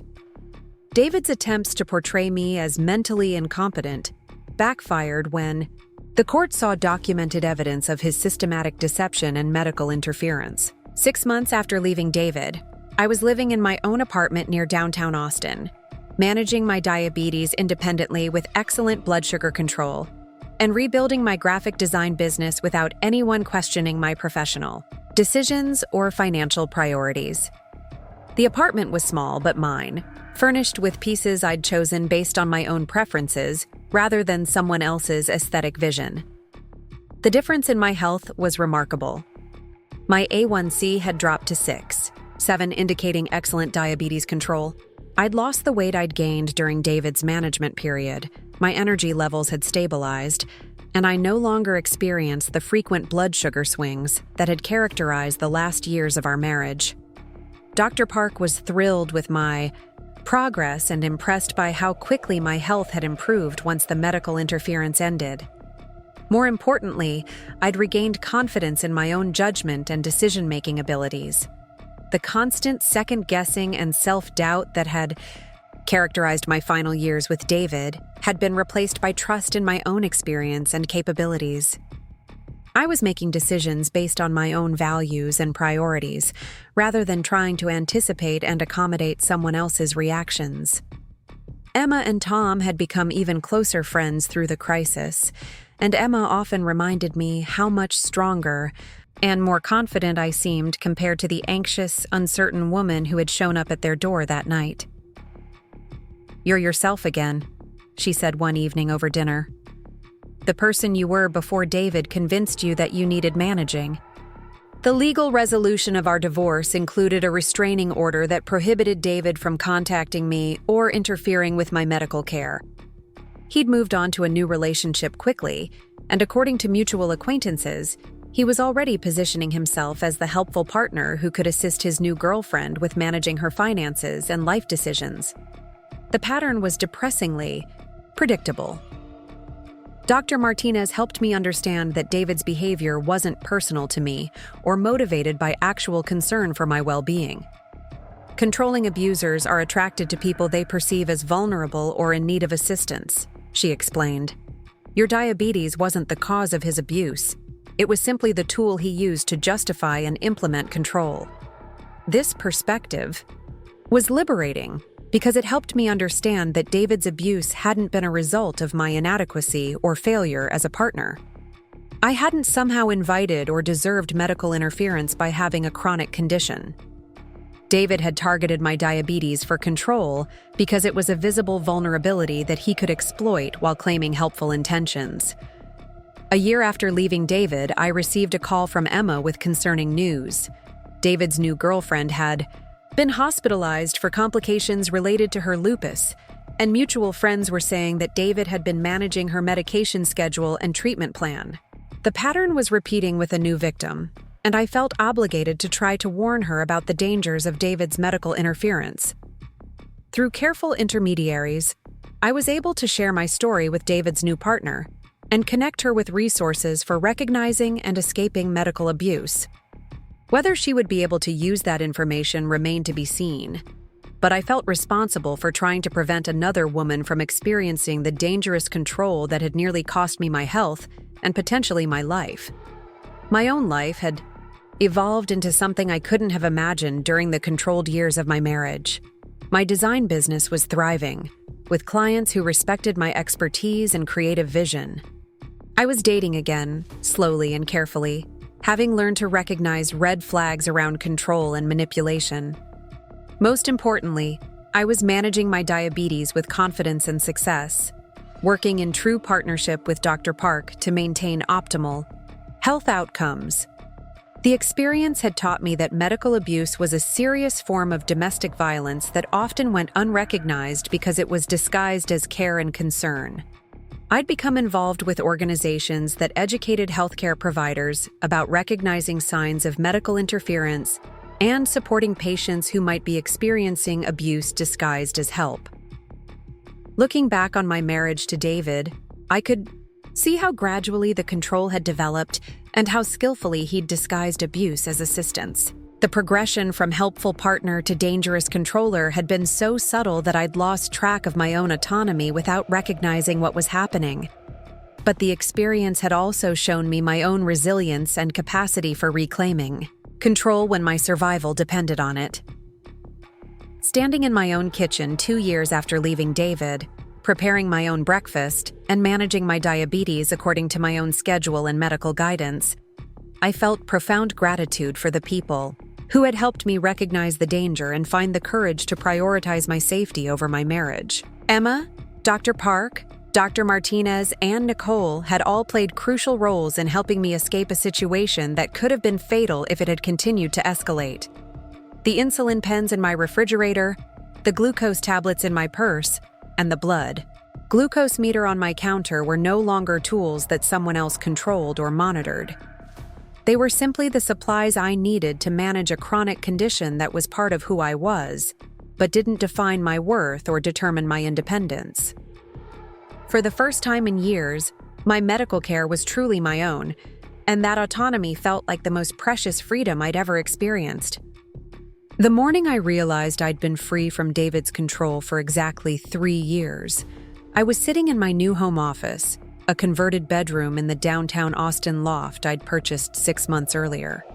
Sunlight streamed through the industrial windows as I worked on a rebranding project for a local nonprofit that supported domestic violence survivors. The irony wasn't lost on me that my career had evolved to include helping organizations that assisted people like I'd once been. My diabetes management that morning followed the routine I'd perfected through years of independence. Blood glucose check while my coffee brewed, insulin calculation based on my planned breakfast and morning schedule, medication administration, with the confidence that came from 16 years of experience managing my condition without interference.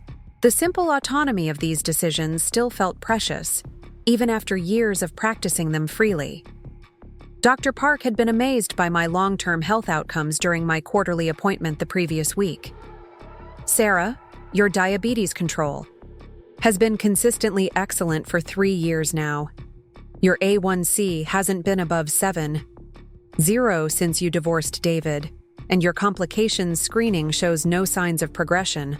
You're a textbook example of what optimal type 1 diabetes management looks like." Her words carried extra weight because she'd witnessed firsthand how dramatically my health had deteriorated under David's interference.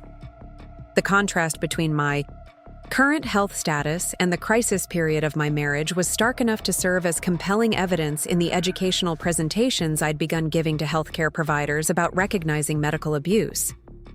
Medical conferences had started inviting me to speak about the patient perspective on intimate partner interference with chronic disease management, and my story had become part of training curricula for emergency medicine residents and endocrinology fellows. Dr. Martinez, the domestic violence counselor who had guided me through the psychological recovery process, often used my case as an example of how medical abuse could be disguised as care while systematically undermining a patient's health and autonomy. Sarah's experience demonstrates that abusers often target their partner's most vulnerable areas, she would explain to new counselors in training. Chronic illness becomes a tool for control because the abuser can frame interference as helpful concern while actually creating dangerous medical situations. The legal precedent established by my divorce case had been referenced in several subsequent medical abuse cases, according to Nicole Brown, my lawyer who had become both a professional colleague and personal friend. Your willingness to document David's behavior and pursue legal remedies has helped other victims obtain protection and compensation, Nicole explained during one of our periodic check-ins. Courts are increasingly recognizing medical interference as a serious form of domestic violence that requires legal intervention. My relationship with Emma had deepened into the kind of sisterhood that often emerges from shared crisis and mutual support. She'd been promoted to charge nurse in the intensive care unit at Central Austin Medical Center, and her experience helping me recognize David's abuse had sharpened her ability to identify similar patterns in her patients. "You taught me to ask different questions," she told me recently.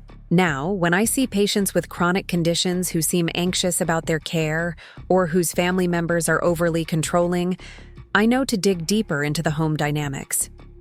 Emma's enhanced awareness had led to several interventions where she'd connected patients with resources for medical abuse, potentially saving lives by helping people escape dangerous situations before they escalated to the level of medical crisis.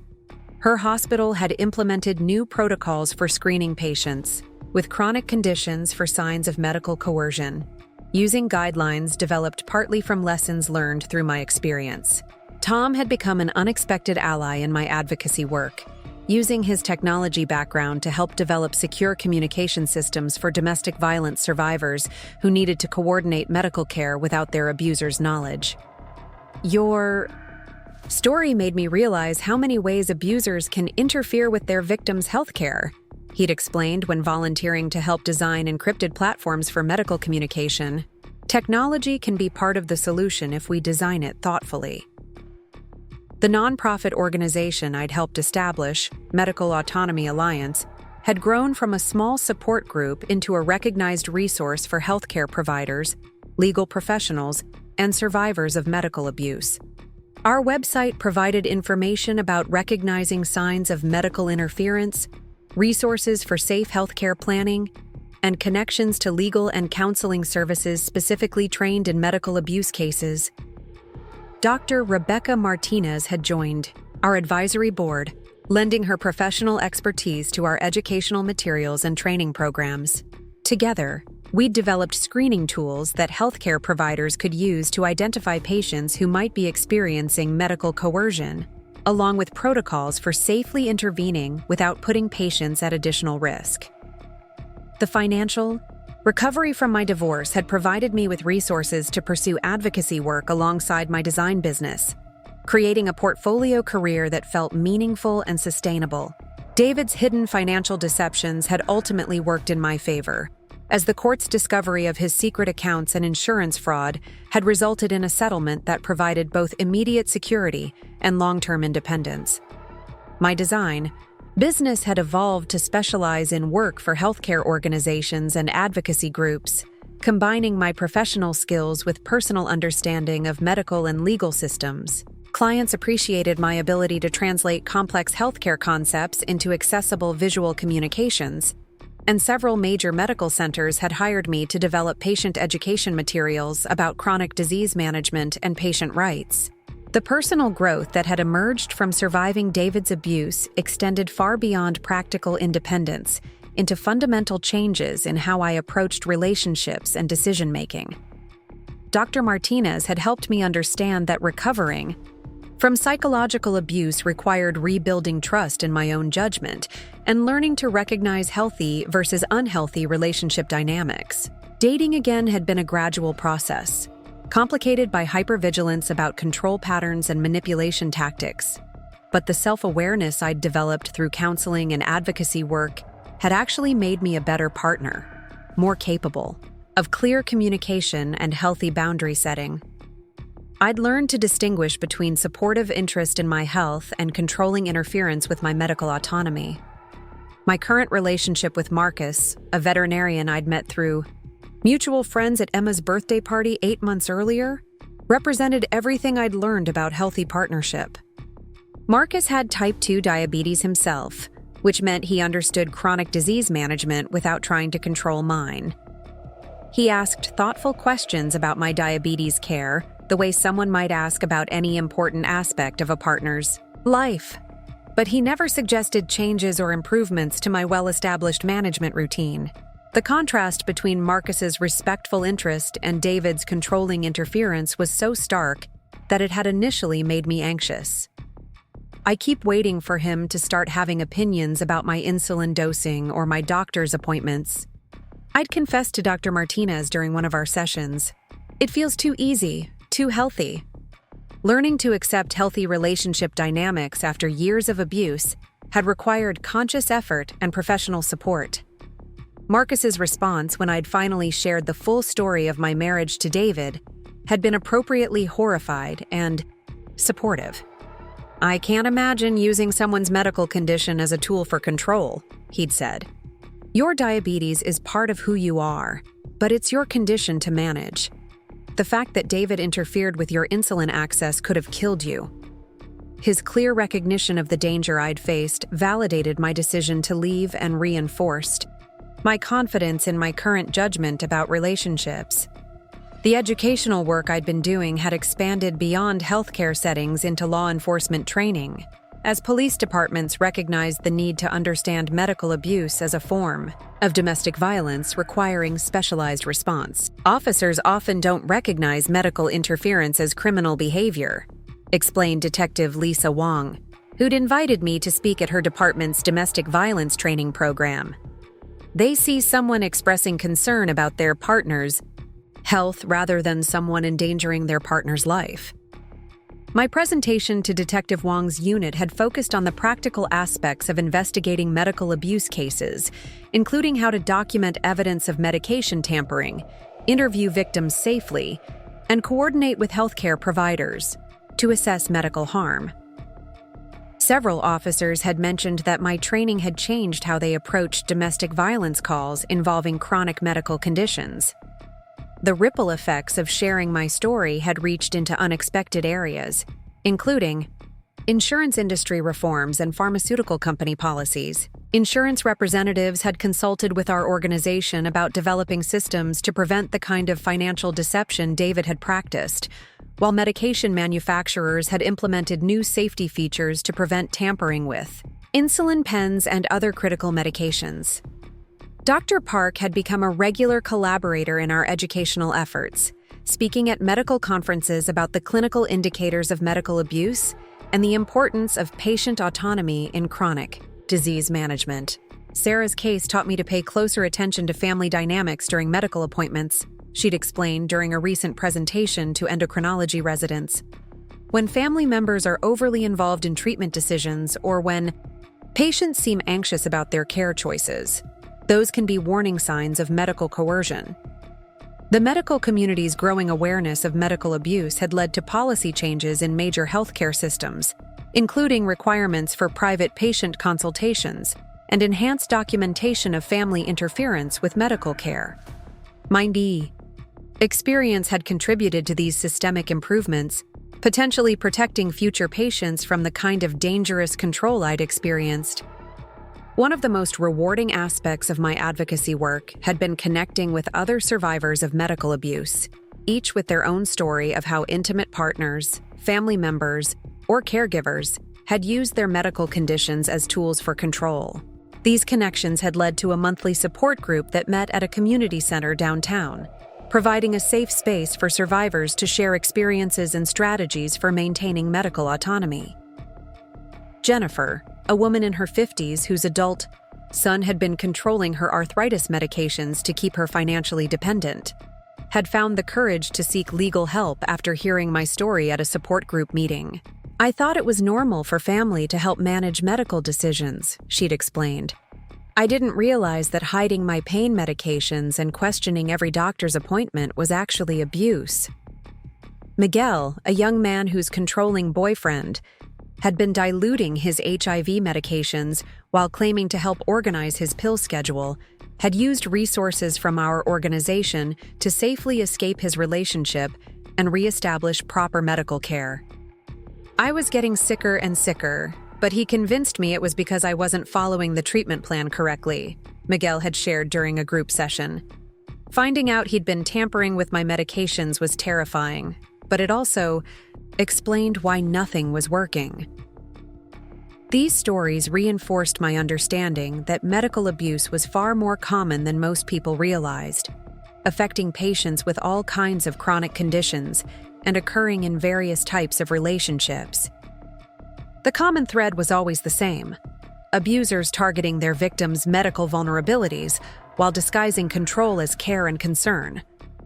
My work with the support group had led to the development of safety planning resources specifically designed for people with chronic medical conditions who were experiencing abuse. These plans included strategies for securing medication access, maintaining healthcare relationships without abuser interference, and safely leaving situations where medical care was being compromised. The financial stability that had emerged from my successful design business and divorce settlement had allowed me to purchase the downtown loft that had become both my home and a headquarters for my advocacy work. The space included a dedicated office for Medical Autonomy Alliance activities, with secure storage for educational materials and a private meeting room for survivor consultations. Living independently in my own space, decorated according to my own preferences and organized around my own needs, continued to feel revolutionary even after years of practice. The freedom to keep my diabetes supplies wherever I found them most convenient, to eat meals on my own schedule, and to make medical decisions without consultation or justification remained precious daily reminders of my autonomy. The diabetes. Technology I'd been able to afford and implement since gaining financial independence had dramatically improved my quality of life and health outcomes. A continuous glucose monitor provided real-time blood sugar information without the need for frequent finger sticks, while an insulin pump allowed for precise dosing adjustments based on my activity level and eating patterns. David's cost-cutting approach to my medical care had prevented me from accessing these beneficial technologies during our marriage. Dr. Park had been enthusiastic about incorporating advanced diabetes management tools into my care plan once I was free to make my own medical decisions. These technologies work best when patients have full autonomy over their implementation, she'd explained when we'd discussed pump therapy options. Someone who truly understands their body's patterns and has complete control over their treatment decisions can optimize these systems for excellent outcomes. The improved diabetes control I'd achieved through combination of autonomy, advanced technology, and supportive medical care had eliminated many of the complications and symptoms that had plagued me during the years of David's interference. My energy levels had stabilized, my weight had normalized, and my risk factors for long-term complications had decreased significantly. Regular exercise had become possible again once I was free to manage my blood sugar proactively rather than reactively. I'd joined a hiking group that explored trails around Austin's many parks and green spaces, finding that physical activity was much more enjoyable when I could adjust my insulin and glucose management appropriately rather than trying to accommodate someone else's schedule or preferences. The hiking group had inadvertently become another source of advocacy opportunities, as several members had chronic conditions that required careful management during outdoor activities. My experience with diabetes, technology, and safety planning had helped others feel more confident about pursuing active lifestyles, despite medical challenges.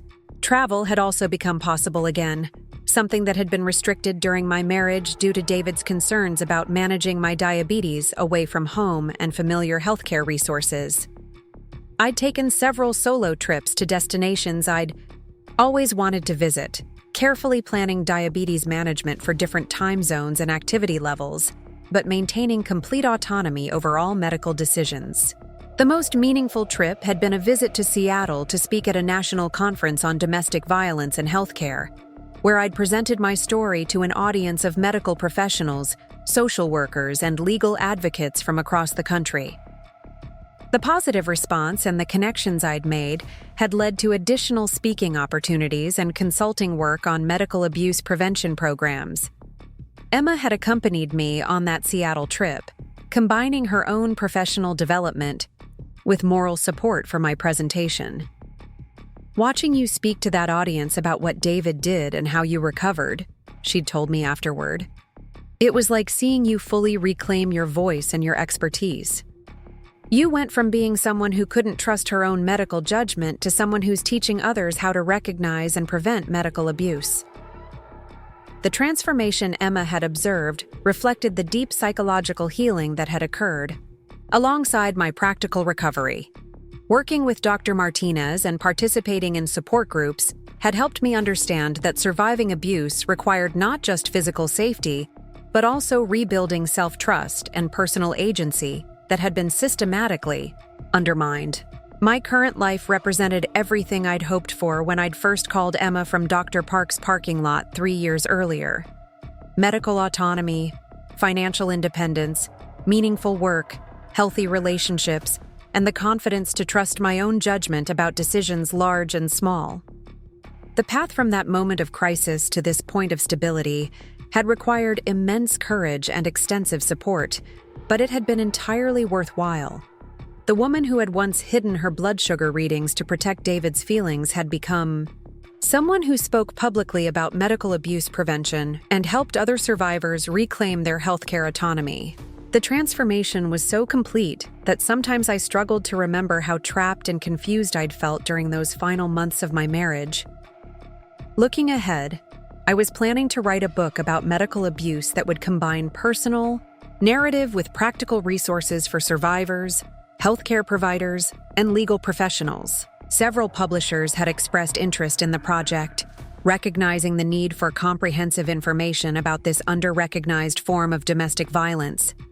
The book would include chapters on recognizing signs of medical coercion, safety, planning for people with chronic conditions, legal remedies for medical abuse, and systemic changes needed in healthcare and legal systems to better protect vulnerable patients. My goal was to create a resource that could help prevent other people from experiencing the dangerous control I'd survived.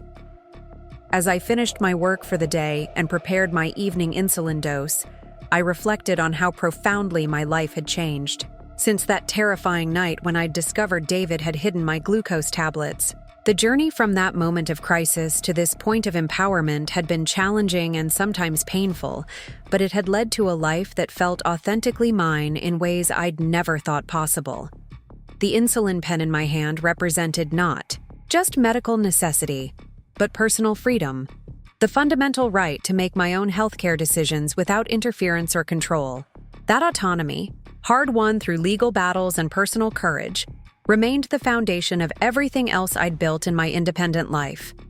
Up next, you've got 2 more standout stories right on your screen. If this one hit the mark, you won't want to pass these up. Just click and check them out.